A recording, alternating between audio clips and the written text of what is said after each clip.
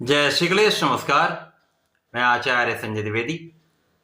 मेरे समस्त प्रबुद्ध दर्शकों का मेरे चैनल पर हार्दिक स्वागत है। प्रिय दर्शकों, आज मैं नवग्रहों में सेनापति मंगल के राशि परिवर्तन प्रभाव को लेकर आपके सम्मुख उपस्थित हूं।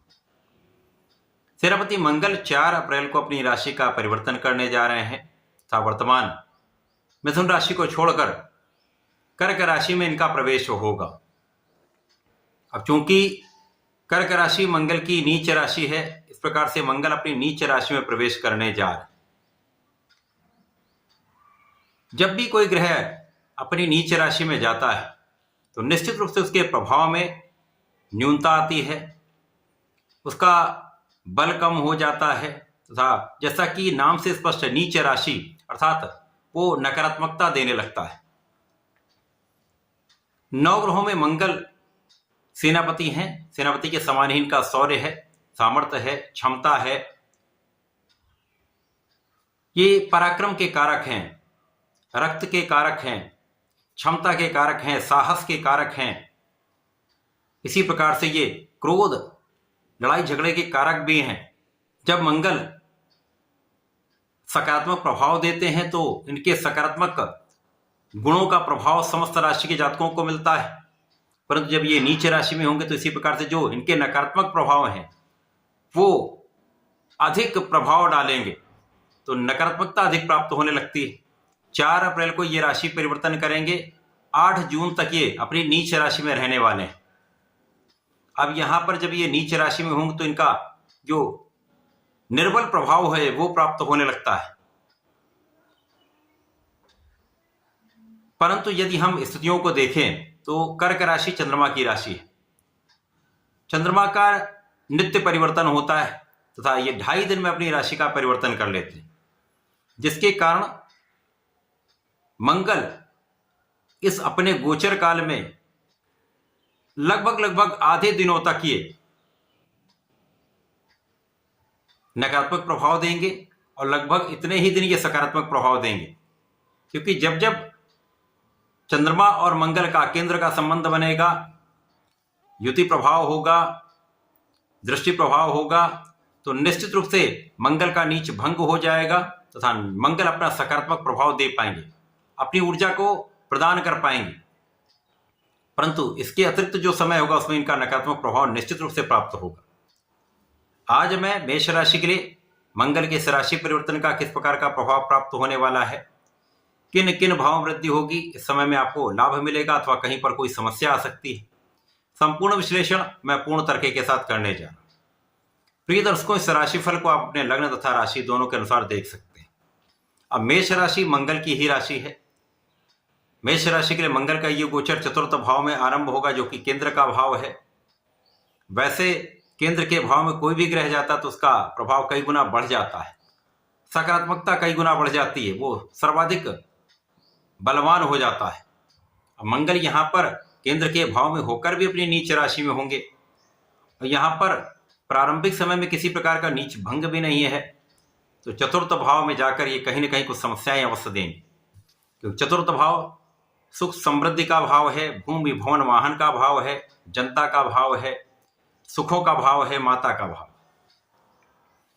परंतु इस समय में जैसे कुछ तिथियां मैं बता रहा हूं, 6 अप्रैल से लेकर 8 अप्रैल तक, 13 अप्रैल से 15 अप्रैल तक, इसी प्रकार से 23, 24, 25 अप्रैल, 28, 29, 30 अप्रैल, इसी प्रकार से आगे के मई माह में भी लगभग इतने ही दिन मंगल का नीच भंग रहेगा। इस प्रकार से मंगल अपना कुछ अच्छा प्रभाव देने वाले हैं और कुछ नकारात्मकता भी देने वाले हैं। मेष राशि के लिए नीच के होकर चतुर्थ भाव में होंगे तो इन भावों में ही समस्या उत्पन्न करेंगे। तो यहाँ पर माता के स्वास्थ्य में कुछ समस्या हो सकती है, जनता के साथ वाद विवाद की स्थिति बनती है। जो लोग जनता से संबंधित कार्यों में हैं, जनता से संबंधित व्यापार में हैं, राजनीति में हैं, वहाँ पर निश्चित रूप से कुछ ऐसे योग बनेंगे जो आपके लिए अपयश का कारण बन सकते हैं, अथवा किसी वाद विवाद के कारण आपको अपयश का सामना करना पड़ सकता है। कोई वाद विवाद ऐसा हो सकता है जिसके कारण आपके कार्यक्षेत्र में समस्या आ सकती है, आपके व्यापारिक भाव में कुछ समस्या आ सकती है, कुछ धन के अवरोध के कारण समस्या आ सकती है। इसी प्रकार से कार्य क्षेत्र में लोगों के बीच में, जिनके बीच में आप कार्य करते हैं, व्यापार करते हैं अथवा आपका प्रोफेशन है, वहाँ आपको अपने वाणी पर बहुत संयम रखना होगा, अपने क्रोध पर बहुत संयम रखना होगा, धैर्य से कार्य करना होगा, क्योंकि यहाँ पर जरा सी भी बात समस्या का कारण बन सकती है, वाद विवाद का कारण बन सकती है और यहाँ पर हानि की संभावना बढ़ जाती है, क्योंकि मंगल त्वरित अपना प्रभाव देते थे। आपने रिएक्ट किया, उसका प्रत्युत्तर मिला, समस्या उत्पन्न हो जाएगी। इसी प्रकार से मंगल का प्रभाव इन्हीं भावों की प्रबलता भी देने वाला है। जब ये सकारात्मक प्रभाव देंगे तो आपके सुखों की वृद्धि कर देंगे, माता को सुख मिलेगा, आपके सुख साधन बढ़ेंगे, तो आप अपने सुख साधन का उपभोग कर पाएंगे। कार्य क्षेत्र में आपकी ऊर्जा अत्यंत प्रभावी होगी। कार्य क्षेत्र में आपकी ऊर्जा के कारण आप अपने कार्य क्षेत्र में संपूर्ण रूप से प्रयास करके आगे बढ़ पाएंगे। तो दोनों प्रकार का मिश्रित प्रभाव यहाँ पर प्राप्त होने वाला है। इसी प्रकार से जीवन साथी के साथ भी सामंजस्य में समस्या आएगी, कुछ मतभेद के कारण क्लेश उत्पन्न हो जाता है। यहाँ पर आपको बहुत धैर्य रखना चाहिए, विवाद से बचना ही सर्वश्रेष्ठ उपाय है। साझेदारी में विशेष करके यहाँ पर चोरी की संभावना बढ़ जाती है, यहाँ पर विवाद बढ़ जाते हैं, कानूनी समस्याएं हो जाती हैं, तो यहाँ पर आपको बहुत सजग, बहुत सावधान रहना चाहिए। इसी प्रकार से इस समय में आपका लाभ जो है फ्लक्चुएट होता है, क्योंकि यहाँ पर जो लाभ के स्वामी हैं, जो कर्म के भी स्वामी, वो द्वादश भाव में जा चुके होंगे। वैसे ही यहाँ पर आपका कुछ व्यय बढ़ा होगा।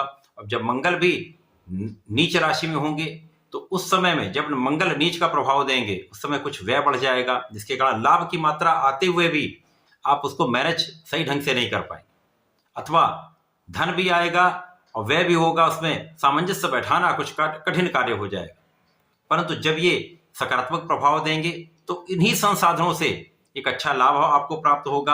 आप आय और व्यय का अच्छा मैनेजमेंट कर लेंगे तो समस्याएं कम से कम होंगी। इस समय में अनावश्यक व्यय होता है, अकारण व्यय होता है, और इस समय में जब तक मंगल नीच की राशि में है, इस समय में किसी प्रकार की भूमि, भवन, वाहन के क्रय करने से आपको बचना चाहिए। जब तक मंगल नीच राशि में है इससे बचाव करें, क्योंकि इस समय में यदि आप इनका क्रय करते हैं तो कहीं ना कहीं कुछ विवाद होता है, पैसों के लेन देन में कुछ समस्या आती है, बिना कारण से अधिक धन आपको देना पड़ सकता है। तो इस समय बचाव कर लेंगे, कोई बड़ा हानि का योग नहीं है। अब चूंकि मंगल की ही राशि है तो यहाँ पर अपने क्रोध पर बहुत नियंत्रण रखना चाहिए, बोलने से पहले विचार कर लेना चाहिए। विशेष रूप से अपने कार्य क्षेत्र में, अपने परिवार में, समाज में आपको अपने ऊपर कंट्रोल करना अत्यंत आवश्यक है। तो मंगल का ये राशि परिवर्तन मिला जुला प्रभाव देने वाला है, परंतु इस समय में बहुत सजग, बहुत सावधान आपको रहना चाहिए। मेष राशि के जातकों के समय में संकट मोचन का दर्शन करना चाहिए। मंगल शनिवार दर्शन करें, उनके चरणों से टीका अपने मस्तक पर लगाएं। ओम हम हनुमते नमः 27 बार जप नित्य करें। हनुमानाष्टक तथा बजरंग बाण का पाठ मंगल शनिवार करेंगे तो इन कष्टों से आप बचेंगे तथा समस्याओं का समाधान भी होगा। इस समय में जो समय आपको मिल रहा है उस समय का सकारात्मक उपयोग करके आप लाभ ले पाए। जहां पर नकारात्मक समय है वहां पर आप संयम रखें, जब समय आपका अच्छा है उस समय का उपयोग आप कर सकते हैं। विशेष रूप से अब आप रोज गिन तो पाएंगे नहीं कि कितना दिन अच्छा है, कितना दिन मेरा गड़बड़ है। तो पूरे समय में जब तक मंगल नीच राशि में बहुत संयम, बहुत धैर्य तथा अपने पर नियंत्रण, क्रोध पर नियंत्रण तथा सोच विचार कर कार्य करें। इतना कर लेंगे तो समस्या नहीं हो। तो ऐसा करके इसका लाभ लें। धन्यवाद, नमस्कार।